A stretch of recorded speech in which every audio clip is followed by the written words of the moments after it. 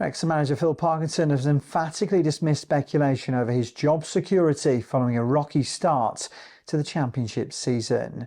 Reports last week suggested that his position could be in jeopardy after Wrexham lost 4 of their first 5 matches and found themselves 21st in the table.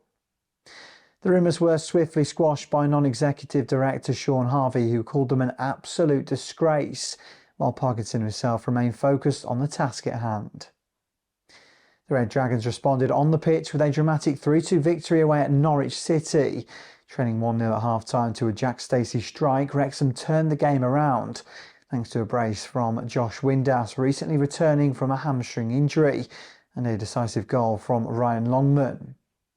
The win propelled them to 15th and eased some of the mounting pressure on Parkinson, who has led Wrexham to 3 successive promotions in recent years.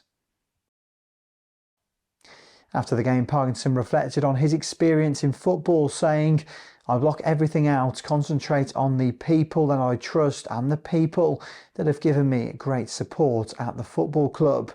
This is a good day for us."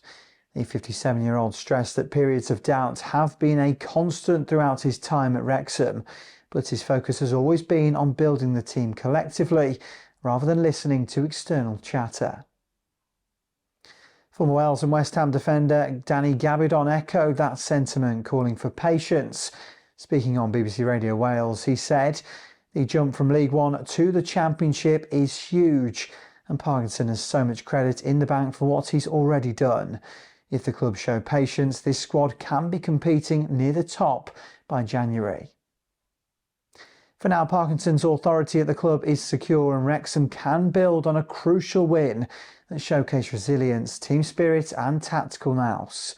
With experience, new signings and injuries gradually returning, the Red Dragons appear well placed to navigate the Championship's challenges and continue their upward trajectory.